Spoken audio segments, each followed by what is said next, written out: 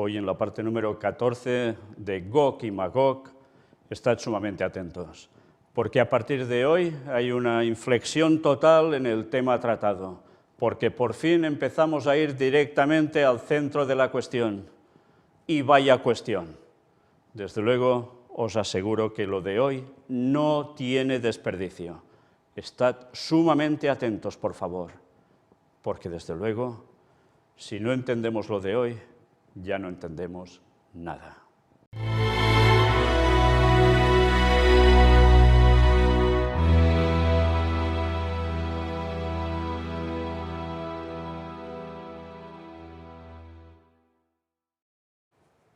Vamos a reanudar precisamente en un punto que es prácticamente donde lo dejamos, en el punto número 15, que nos dice la vida y los tiempos de Jesús el Mesías, apéndice, página 90, párrafo 5, de Alfredo Edersheim. Y vamos a ver qué nos dice aquí. La vida y la época de Jesús el Mesías. Atención a cuando pone apéndice 9, que ya nos dice lista de pasajes del Antiguo Testamento aplicados mesiánicamente en escritos rabínicos antiguos. Libro 2, capítulo 5. Por tanto, estos son explicaciones de rabinos, pero no de ahora. En el Targum de Jerusalén, sobre Números 11:26, se supone que la profecía de Eldad y Medad se refería a la guerra de los últimos días contra Jerusalén y a la derrota de Gog y Magog por el Mesías. Interesante cómo enlazan dos nombres que a nosotros, dicho así, pasado rápidamente, no entrelazaríamos para nada con Gog y Magog, y ellos en cambio lo aplican con lo mismo. Y también interesante que digan que esa guerra de Gog y Magog sucede y son destruidos cuando llega el Mesías. En los últimos días contra Jerusalén una gran guerra.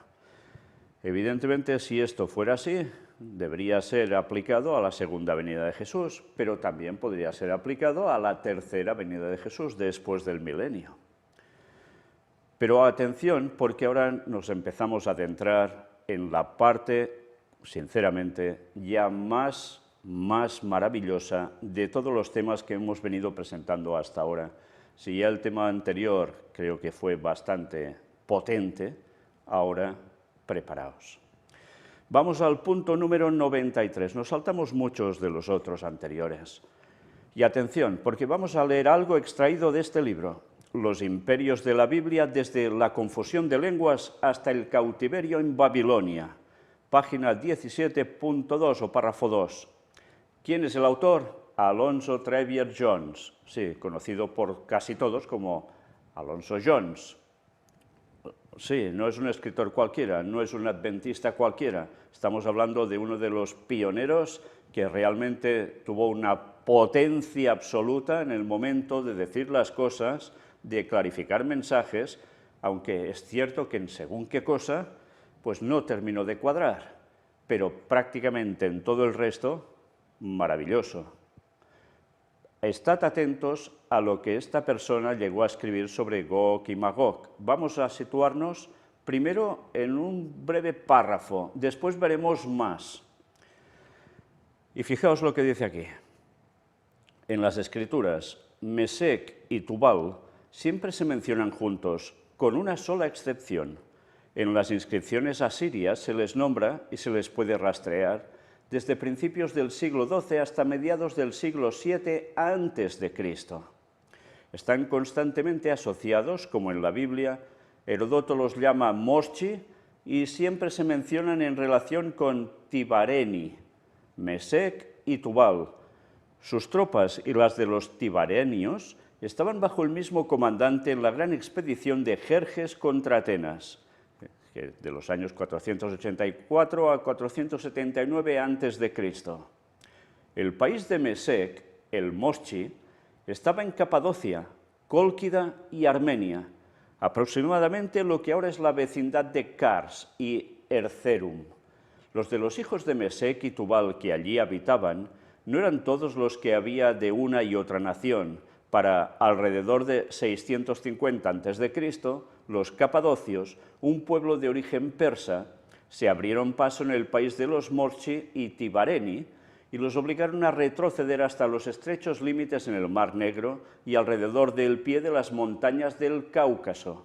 Y algunos de ambos pueblos cruzaron el Cáucaso en el país de la estepa en el norte, Escitia, ahora las posesiones rusas.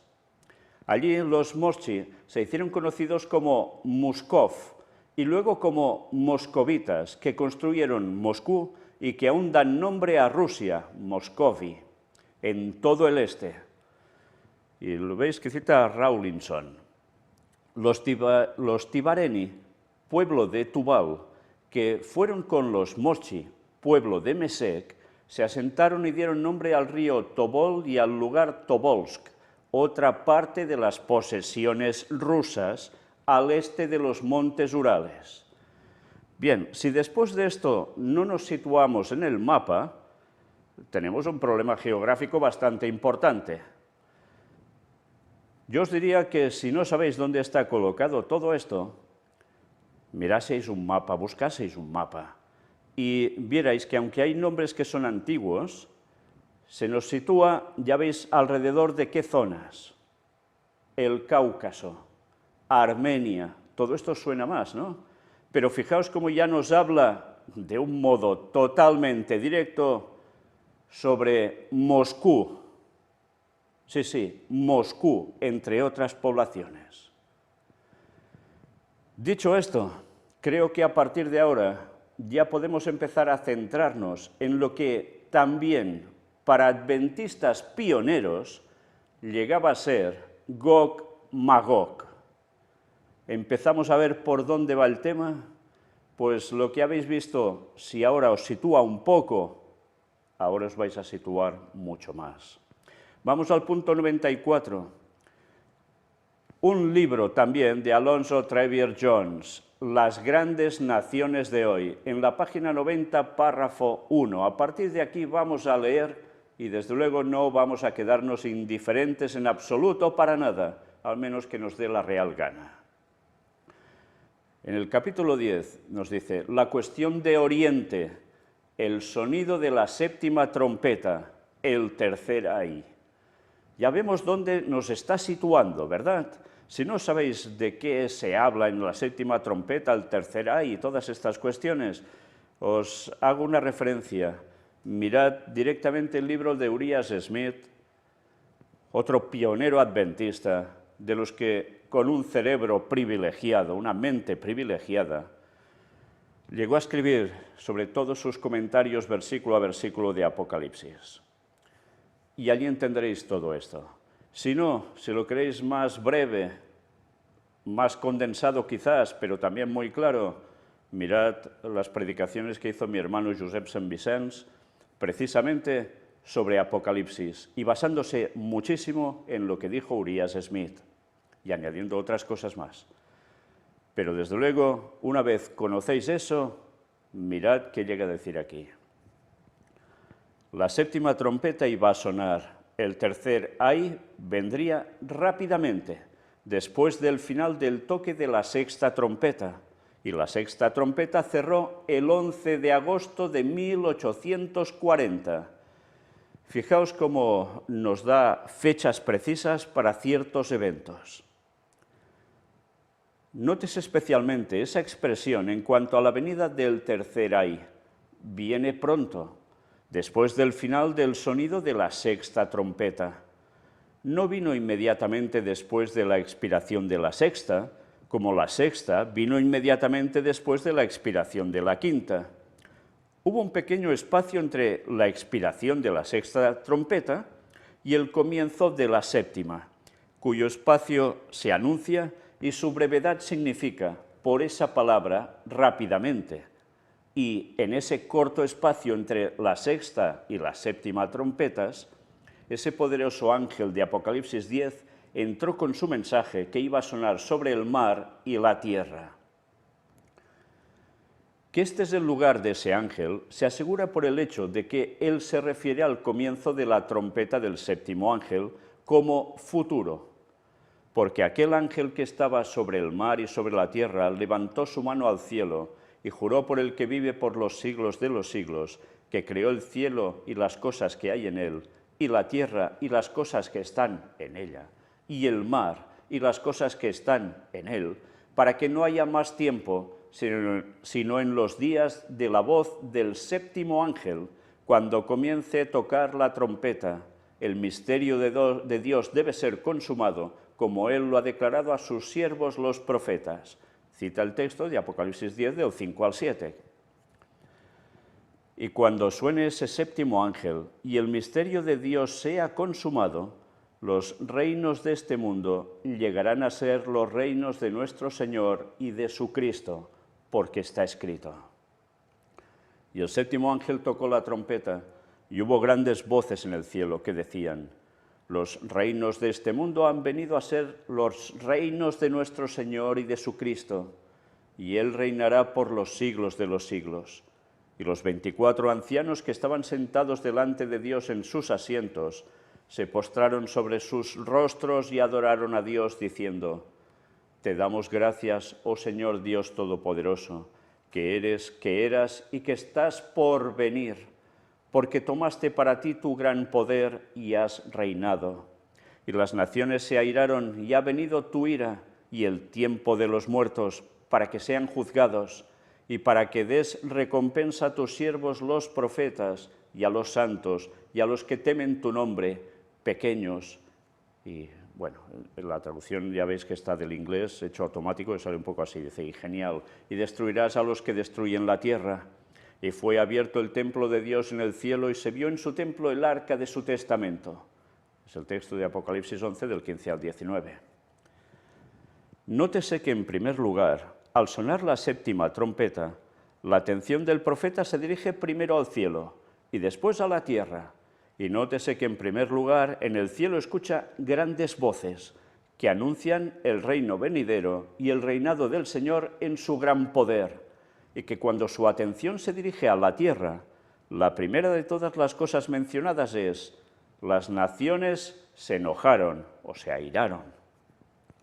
Y es la sobria verdad de la historia moderna que desde poco tiempo, rápidamente, después de 1840 hasta la hora presente, el temperamento y la actitud de las naciones han sido tales que corresponden exactamente a la expresión «las naciones estaban airadas». Durante todo el tiempo transcurrido desde esa fecha, ha sido cierto que los gobernantes de las grandes naciones han tenido que estar en constante alerta para evitar una guerra general. Y el poder turco, ese poder que es el último, permanece en su descenso de lo que fue en un principio el Imperio de Oriente de Roma, ese gobierno por el cual, el 11 de agosto de 1840, las grandes potencias de Europa se hicieron responsables. Ese es el eje sobre el cual, durante todos estos años, se ha volcado la paz del mundo. En el capítulo anterior dimos las declaraciones autorizadas de que, a excepción de las grandes potencias de Europa, el poder turco habría desaparecido hace mucho tiempo. Fijaos que nos está poniendo en su época, con una serie de cosas que estaban pasando, que ya habían acontecido, y otras que se preparaban. Y habla de ese momento a partir de 1840, cuando se airaron las naciones. ¿Y qué hemos visto a partir de entonces? ¿Será que no hemos visto grandes guerras? Pero aún no era el fin. Pero fijaos cómo nos centra la atención, como hacía también Uriah Smith, en el tema de Turquía. La importancia de Turquía a nivel estratégico, pero con unas implicaciones que tenían las potencias europeas, porque ya sabéis, Turquía es el eje entre lo que es Europa y lo que ya es otro continente, y que desde luego no puede dejarnos indiferentes, porque desde luego es esa bisagra que es la clave, que desde luego sigue siendo de estrategia absoluta a nivel mundial. Pero atención, porque ahora nos va a decir aún más cosas. Pero la importancia principal de esta importante verdad no radica simplemente en el hecho de que Turquía haya sido mantenida en existencia durante todo este tiempo por estas grandes potencias, pero en que esto se ha hecho con un propósito definido.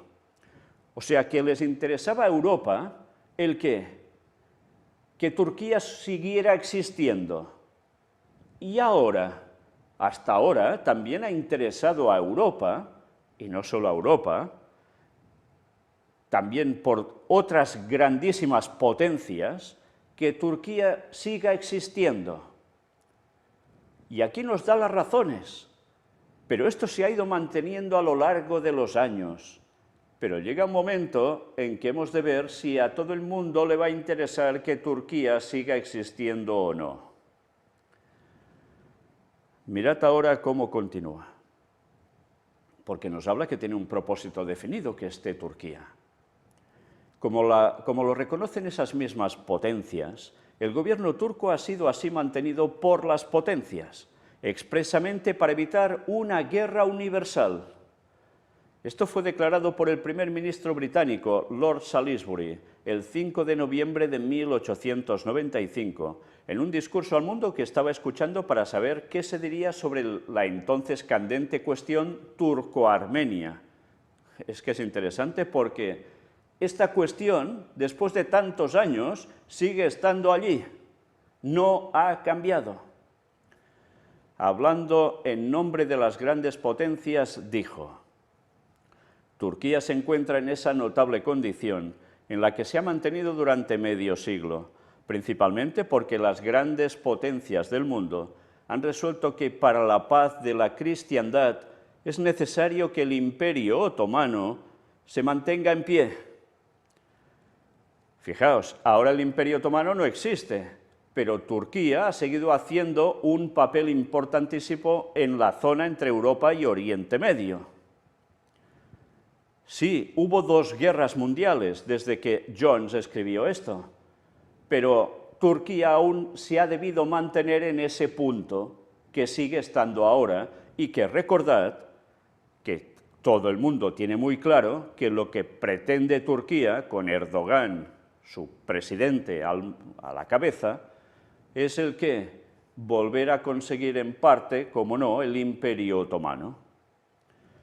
Y sigue jugando entre 2 bandos, entre 2 grandes potencias, no solo la de Europa estoy hablando, sino las 2 grandes potencias que mueven todo, como son Rusia, con su gran aliado China, y Estados Unidos y Europa. Si miramos la historia, nos estamos dando cuenta que en verdad no ha cambiado nada. Nada, la situación sigue estando así. Pero esto durará mucho porque vais a ver cómo van interpretando la profecía ya esos pioneros. Llegaron a esa conclusión hace casi medio siglo. O sea, para que hubiese paz de la cristiandad. No creo que lo hayan alterado ahora. El peligro, si el Imperio Otomano cayera, no sería simplemente el peligro que amenazaría los territorios que componen ese imperio. Sería el peligro de que el fuego allí encendido se extendiera a otras naciones y envolviose a todo lo más poderoso y civilizado de Europa en una contienda peligrosa y calamitosa. Ese fue un peligro que estuvo presente en la mente de nuestros padres cuando resolvieron hacer de la integridad e independencia del Imperio Otomano un asunto de tratado europeo. Y ese es un peligro que no ha pasado, y lo pone en mayúsculo además. ¿Y cuánta verdad hay en estas palabras? Es un peligro que no ha pasado, pero que puede pasar, porque en el momento en que esa potencia, Turquía, sea tocada por alguien, se derribará ese muro de contención para que Europa pueda pasar por una gran problemática, por decirlo suavemente. Pero, ¿cuál debe ser el verdadero espíritu de estas grandes potencias cuando, durante más de medio siglo, pueden estar de acuerdo en mantener en existencia el poder turco para evitar luchar, cuando no pueden estar de acuerdo en no luchar? Porque no pueden ponerse de acuerdo en no pelear entre ellos tan fácilmente como pueden estar de acuerdo en mantener allí este poder como medida preventiva contra sus peleas entre ellos. ¿Qué podría expresar más acertadamente la verdadera condición de las cosas entre estas potencias que esa frase? Las naciones estaban airadas. Fijaos que él lo está centrando en la cuestión de que el problema lo llegaría a tener Europa. Y es verdad, si eso va sucediendo, Europa se verá implicada, porque habrá además, según él expresaba aquí, problemas entre las propias naciones europeas. Pero es que, gracias a Dios, el tiempo nos muestra que esto aún es más de lo que ellos ya preveían que podía pasar. Y es que esta implicación, cuando se habla de las naciones de Europa, muchas personas no tienen en cuenta que hay un país, un enorme país, muy extenso y muy poderoso, que está precisamente cabalgando entre dos continentes, entre Europa y Asia, perdón, Oriente, y que es muy extenso, que llega prácticamente a tocar la parte asiática. ¿De qué país estoy hablando que está al norte de Europa? Rusia, que para muchos siempre se ha considerado parte de Europa, para otros no tanto, porque es por la gran zona que abarca y porque sus relaciones con el resto del continente europeo a veces han ido bien, pero no siempre. Tengamos todo esto en mente presente, porque ya hemos visto antes que el mismo escritor nos hablaba de Rusia, en un contexto de Gog y Magog, y no olvidemos que lo que estamos leyendo ahora también va sobre el mismo contexto de Gog y Magog. ¿Las naciones estaban airadas? ¿Cómo están ahora las naciones? Nos lo estamos preguntando precisamente hoy, que es finales de julio de 2022, en plena guerra entre Rusia, Ucrania y las naciones europeas, estos poderes que habla aquí en mayúscula, que también están interviniendo en esa guerra de un modo teóricamente indirecto, pero suministrando armamento para conseguir también un objetivo. ¿Y Estados Unidos? ¿Y China? Todos en lo mismo, ¿eh? Mirad qué importante es presentar las cosas cuando tocan y analizar las cosas bien, porque desde luego qué fácil es caer diciendo cosas que no son. Sigamos viendo qué más nos dice. Esta situación revela claramente que estos poderes, fijaos que lo dice en mayúscula, son sujetos a un espíritu que, una vez desatado, los llevará completamente más allá de sí mismos y que ellos mismos reconozcan que esto es así. Y reconociendo que esta es la verdad de la situación, todo lo que pretenden poder hacer es, manteniendo el poder turco el mayor tiempo posible, refrenar el mayor tiempo posible este espíritu ingobernable que, una vez desatado, debe barrerlos a todos lejos de sí mismos, en ese temido y terrible vórtice, involucrando a todo lo que es más poderoso y civilizado en Europa en una peligrosa y calamitosa contienda, o sea, guerra. ¿Por qué Turquía está recibiendo tantísimo dinero por parte de la Unión Europea? ¿Lo sabéis? Pues porque en Turquía muchas personas que quisieran entrar directamente hacia Europa y que entran, algunos son trasladados hacia allá otra vez y los ponen en Turquía, los hacen retroceder para que nos entendamos y sigue siendo un muro de separación para que no sigan pasando migrantes a montones y lo que podría ser algo ya más que migrantes, podrían ser ejércitos. Curiosamente, todo sigue estando igual que en ese entonces, pero ya veis la deducción a la que llegan. Cuando esto llegue a desaparecer, ya veis lo que va a pasar. ¿Y quiénes son estas grandes potencias del mundo que están tan inextricablemente involucradas y que han resolvido o resuelto de ese modo? Son las grandes potencias de Europa, las principales de las cuales fueron traídas a escena al expirar el sondeo de la sexta trompeta, 11 de agosto de 1840. Las potencias que entonces se hicieron responsables de Turquía y, por lo tanto, se conectaron vitalmente con la cuestión oriental original. Primero fueron Rusia, Prusia, Austria y Gran Bretaña. Fijaos que está hablando de esos tiempos. Prusia ahora como tal ya no existe, pero ya sabéis que Europa, las fronteras entre los países han sido de constante variación muchísimas veces debido a guerras, y a pactos, acuerdos. Pero ya veis, habían todos estos países que eran responsables, en cierto modo, de Turquía. ¿Y ahora? ¿Cambia mucho la cuestión? Veremos, veremos. Sigamos avanzando en la lectura. Una vez más he de deciros que mientras estáis viendo estas conferencias, id analizando las noticias de actualidad que vamos presentando tan a menudo, porque iréis captando cómo precisamente todo va encajando. Antes de ese momento, Rusia había aparecido más de una vez en la historia del Imperio de Oriente de Roma. A partir del año 865 después de Cristo, en un periodo de 190 años, los rusos hicieron 4 intentos de saquear los tesoros de Constantinopla. Estas expediciones fueron todas navales, 865 después de Cristo, 904 después de Cristo, 941 después de Cristo y 1043 después de Cristo. El recuerdo de estas flotas árticas que parecían descender del círculo polar dejó una profunda impresión de terror en la ciudad imperial. El vulgo de todos los rangos afirmaba y creía que una estatua ecuestre en la plaza de Tauro estaba secretamente inscrita con una profecía sobre cómo los rusos, en los últimos días, se convertirían en amos de Constantinopla.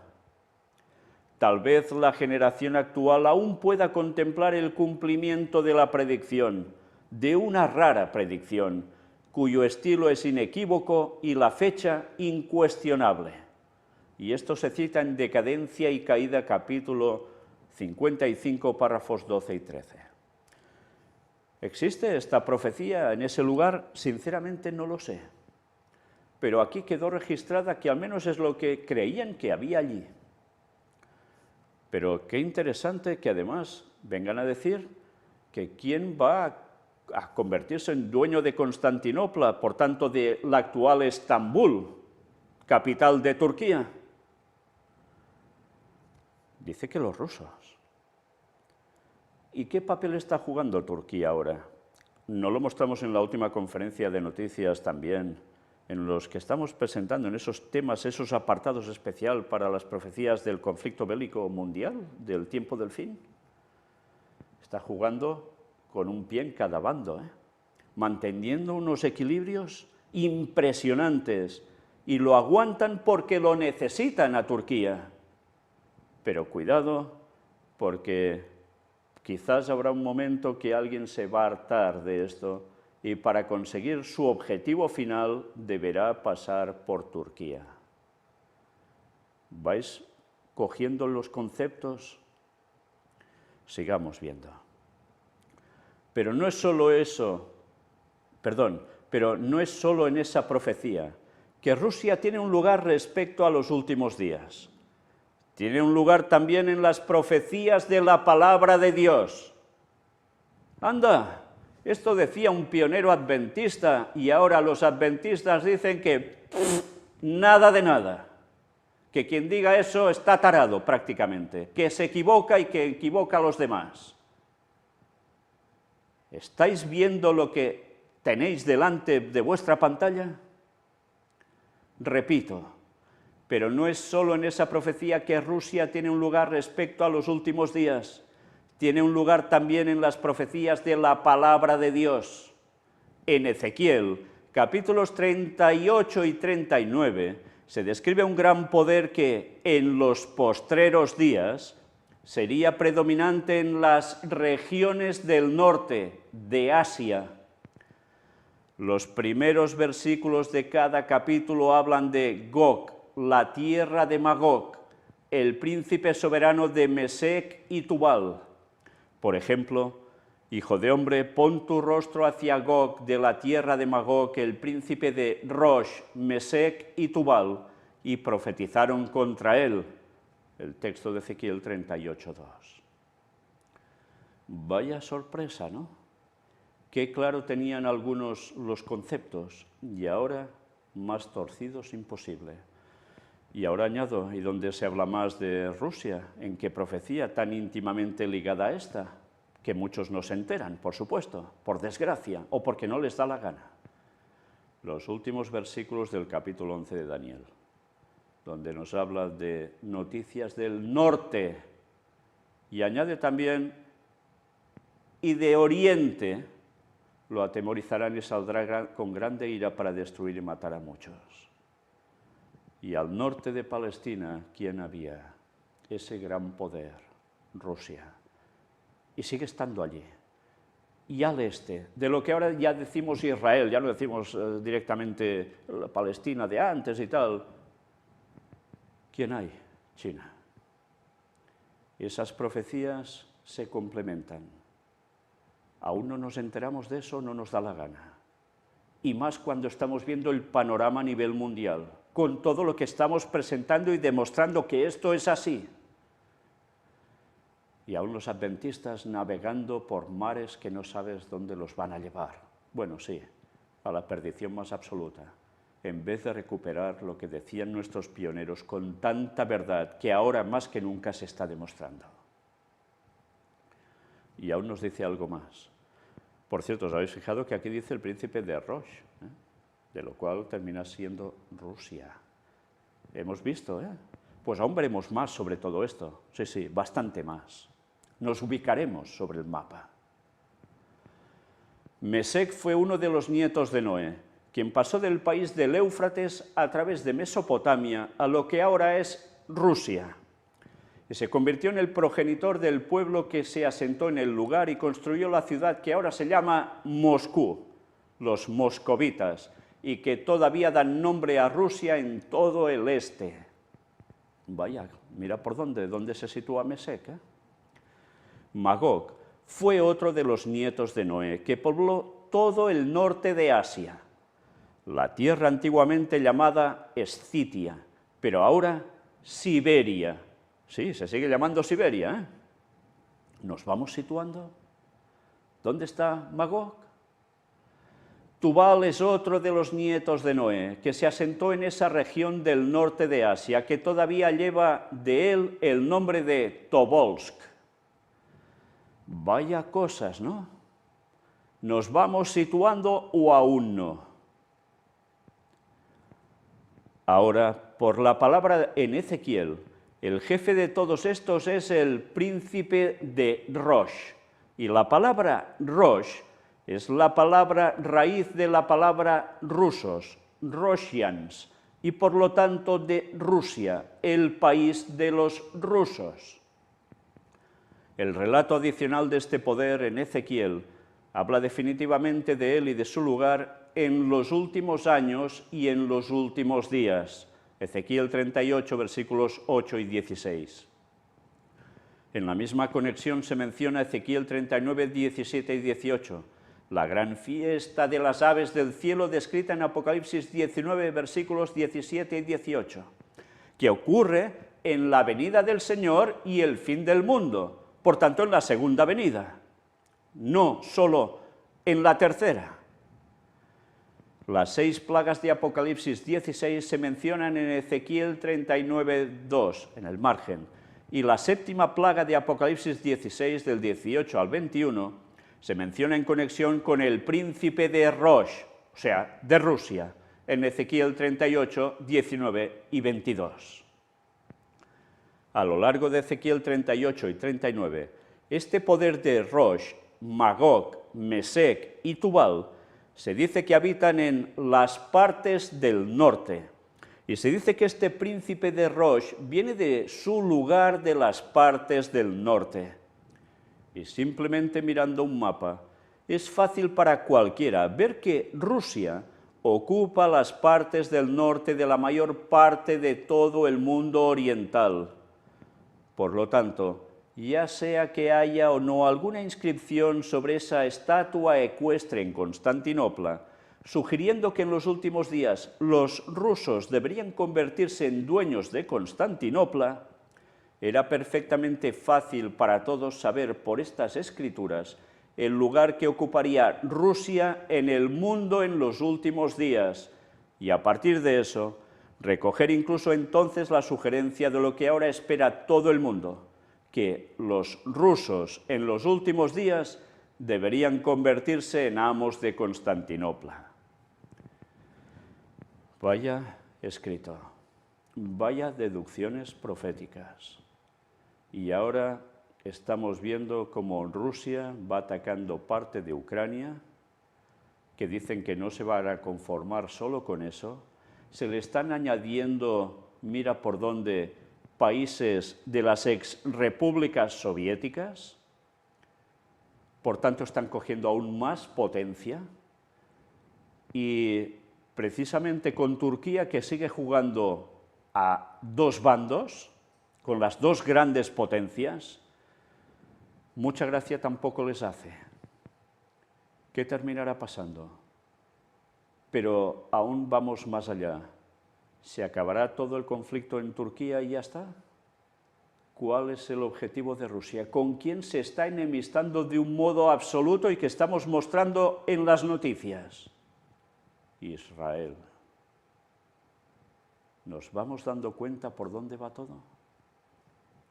Sigue diciendo, desde 1840, Austria ha caído al grado de potencia de segunda o tercera categoría, pero Francia ocupa plenamente su lugar como una de las grandes potencias que controlan los asuntos de Turquía, aunque Austria todavía está involucrada en la cuestión. Fijaos que está hablando de sus años, ¿eh?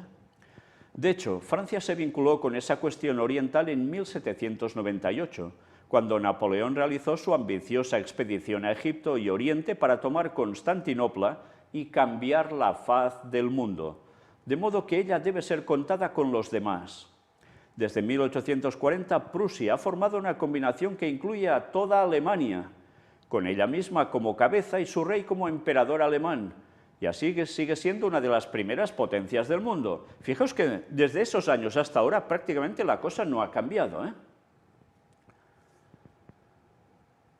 Así, con la excepción de Austria, las potencias involucradas en la cuestión oriental original son las principales de las grandes naciones de hoy: Rusia, Gran Bretaña, Alemania, Francia. Curiosamente, ¿os habéis fijado? Todas potencias nucleares. Antes, cuando él escribió esto, no lo eran, porque no había ese armamento, ¿eh? Ahora sí. Y tres de estos, Gran Bretaña, cuestión de Oriente, que es el resultado de la caída de Roma oriental, son las tres potencias más fuertes de las naciones de Occidente, que fueron el resultado de la caída de Roma occidental. Dicho de otra manera, estas tres grandes potencias, Gran Bretaña, Alemania, Francia, involucradas en la cuestión oriental, que es la resultante de la quinta y sexta de las 7 trompetas, son las tres potencias más grandes entre las que se plantaron en el territorio de Occidente. Roma, que fue arruinada por los eventos de las primeras 4 de las 7 trompetas. Una vez más, mirad todo lo que se explica en los libros de historia y lo que escribió también Urias Smith al respecto. Porque os vais a situar, vais a conocer historia de por qué está hablando aquí de cuestión oriental, que si la parte de Occidente, Imperio Romano en cuestión, que pierde una parte, y que todo esto además involucra a cuestión religiosa, no olvidéis esto, ¿eh? Porque esa Roma oriental en principio estaba dominada así, claro, por Roma, y el peso del papado podía también olerse por esas zonas, pero eso se acabó. Manos turcas, manos musulmanas, ya no manos católicas, manos que venían del paganismo romano. Pero fijaos qué países involucrados en todo eso. Aquí no se nos está diciendo nada de Estados Unidos, que son los que, en definitiva, mueven también los intereses de estos otros países, porque se han ido supeditando cada vez más, a partir sobre todo de la Segunda Guerra Mundial con Estados Unidos. Hablo de estos países europeos, ¿eh? Pero que por profecía también sabemos que son los que iban a mover toda la cuestión. Pero sigamos viendo qué más nos dice. Aquí entra otro pensamiento importante. ¿por qué estas potencias están tan seguras de que, si se deja caer a la potencia turca, lucharán entre sí? ¿Por qué pasarán todo su tiempo juntos día y noche durante más de medio siglo para evitar que ese poder caiga? Aquí está la respuesta. Cuando el poder turco caiga, habrá un territorio muy valioso para ser poseído por algún poder. El economista de Londres ha dicho recientemente que ese territorio podría y debería ser una de las regiones más florecientes sobre la faz de la Tierra. Y como cada una de estas potencias está determinada a tener todo lo que pueda de estos territorios, es simplemente imposible que se pongan de acuerdo sobre una división. Y por lo tanto, saben que inevitablemente debe haber una guerra entre todos ellos, tan seguramente como se permitirá que caiga el poder turco. Tenía claro que el poder turco iba a caer. ¿Y qué sucedió? Hubo guerra, sí, porque el Imperio Otomano cayó. Y hubo la Primera Guerra Mundial, y hubo la Segunda Guerra Mundial, por tanto, no iba equivocado, esto aconteció. Pero han pasado los años y hay cosas que se pueden rescatar aún de todo lo que escribió, porque para él eso ya era prácticamente los últimos tiempos. Y es cierto, a partir de esa época que él narra y esos años, pero ahora estamos ya muy cerquita del 2031, que es cuando regresa nuestro Señor, cuando se cumplen los 6000 años de la entrada del pecado. Por tanto, ahora sí que estamos en esos días finales. Y ahora no hay imperio otomano como tal, pero sigue estando Turquía, con esas aspiraciones de imperio otomano, pero que está entre ceja y ceja, tanto de Rusia y China, como de Estados Unidos y Europa, que están aliados y como nunca, como nunca. Por tanto, ¿podremos ver una repetición de todo esto? Fijaos lo que dice, que a quién le interesará también ocupar esas tierras. Rusia. Sigamos viendo lo que termina diciéndonos aquí. Esta es la condición universalmente reconocida de las cosas, y estos poderes temen la guerra inevitable que debe venir, por la división del territorio involucrado. Por lo tanto, sostienen al gobierno turco en vida para evitar este tiempo de división que debe traer la guerra. Y al mismo tiempo, cada potencia elabora todos los planes posibles, hasta el mismo borde de la guerra, para aumentar su poder y sus posesiones en el este, de modo que cuando el momento inevitable que debe llegar haya llegado, ella misma tener la mayor base posible sobre la cual instar sus reclamos en la división real y final del botín. O sea, como para repartirse los despojos, la tierra. Qué interesante, porque estamos viendo que hay prácticamente una situación que sigue estando después de tantos años. Y que eso sí, ahora tenemos más comprensión porque estamos más cerca del fin. Y nos damos cuenta cómo realmente cosas ya pasaron, que es lo que ya estaba pronosticado. Pero ahora que las cosas han dado una vuelta más de tuerca, tenemos los detalles que ellos aún no tenían, pero que fijaos qué claramente nos pusieron en pista para saber qué iba a pasar al fin de los tiempos. Parte ya pasó en lo de ellos, y ahora queda el resto. Esto a su vez ha causado que cada uno de estos grandes poderes extienda su poder sobre la mayor parte posible de todo el este. Hasta ahora, en esta hora presente de nuestro propio día, estos poderes, en su comprensión del poder y la influencia en el este, han absorbido el todo hasta ahora que todos ellos se encuentran cara a cara en el extremo este, en la capital de China. Vaya sorpresa, señores. Mira por donde ya no solo nos habla de Rusia, también nos habla de China. Por lo tanto, es estrictamente cierto que la maraña de China, tal como es hoy, es el resultado directo de la cuestión oriental original que comenzó el 11 de agosto de 1840. Y esta gran cuestión oriental, tal como es hoy, no es más que el ampliado resultado de la cuestión oriental original, tal como se ha centrado en Constantinopla desde el 11 de agosto de 1840. Y dada la naturaleza del caso, no puede haber una solución de la cuestión oriental, ya que se centra en China, que no implicará la cuestión oriental original, ya que se centra en Turquía. Esto porque la gran cuestión oriental, ya que tiene su centro en Pekín, es la resultante directa de la cuestión oriental original, ya que tiene su centro en Constantinopla. Y también porque todas las potencias ahora involucradas en el Gran Oriente, la cuestión que se centra en Pekín, excepto solo los Estados Unidos y Japón, son las potencias idénticas de la cuestión oriental original que se centra en Constantinopla. Porque en esos tiempos, Estados Unidos y Japón, en Turquía, no pintaban nada. Pero mira por dónde, cómo han cambiado las cosas, hasta el punto de que no solo tienen implicación en Turquía, sino que tienen implicación directa sobre Pekín, sobre China en general. Y lo estamos mostrando cada vez en las noticias.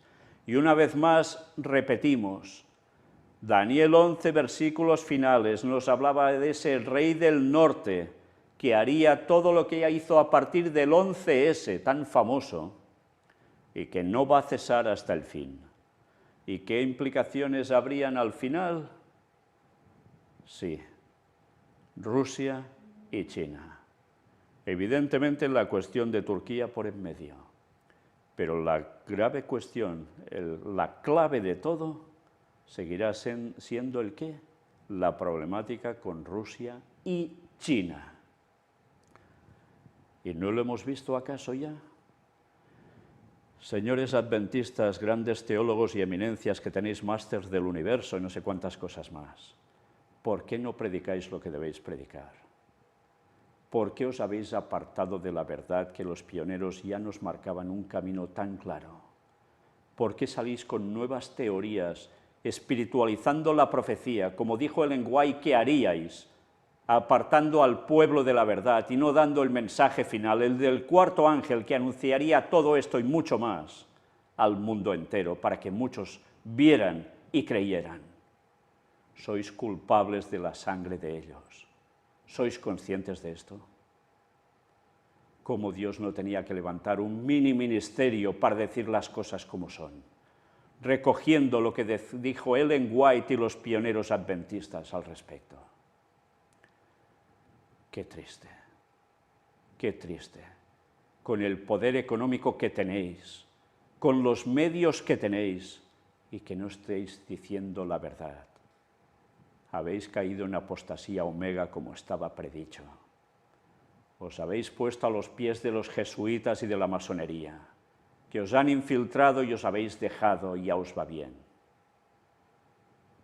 Los mismos que curiosamente trabajaron para hacer de China lo que ha terminado siendo una gran potencia, y muchos no saben nada de esta cuestión, porque hubo una gran inversión de gente de Estados Unidos puestos en sociedades secretas que hicieron subir a China del modo que ha subido ahora, y que ahora precisamente se les escapa de las manos y se les revuelve, como pasó cuando quisieron hacer todo lo que tenían previsto en Rusia, y también se les escapó de las manos y se les regiraron. Si no sabemos de qué va el tema de sociedades secretas y cómo el Vaticano también ha puesto baza en todo ello, no nos enteramos de nada. Y eso forma parte del mensaje del cuarto ángel. Seguiremos dando la verdad al mundo, para que muchos vean y crean. Y seguiremos diciendo las cosas antes de que sucedan, para que cuando sucedan crean. Y muchos lo están haciendo, porque hay mucha gente que no es tonta, que no se deja embaucar, y que cuando ve la verdad la reconoce, la acepta y la sigue y la comparte. Que el Espíritu Santo nos siga ayudando a mostrar la verdad de lo que se nos viene y que estaba escrito desde hace tantísimos años en la palabra de Dios, tal como Jones mismo citó. Pues esto no es lo último que vamos a ver. Vamos a ver más cosas que no van a dejarnos en absoluto indiferentes, y lo repito una vez más, porque no tiene desperdicio lo que seguiremos viendo al respecto. Estamos situados en el mapa bajo un contexto, sí, no solo de países, ciudades, continentes incluso. Estamos situados en lo que decía la palabra de Dios, la Biblia, de qué pasaría en los últimos días. Y estamos situados en las noticias de actualidad que nos corroboran que verdaderamente esto es así. Y aún después de esto y de lo que aún vamos a presentar, si Dios quiere, podréis seguir diciendo que esto que está pasando solo son guerras y rumores de guerras. Maranata 2031, guste o no guste. Dios os bendiga.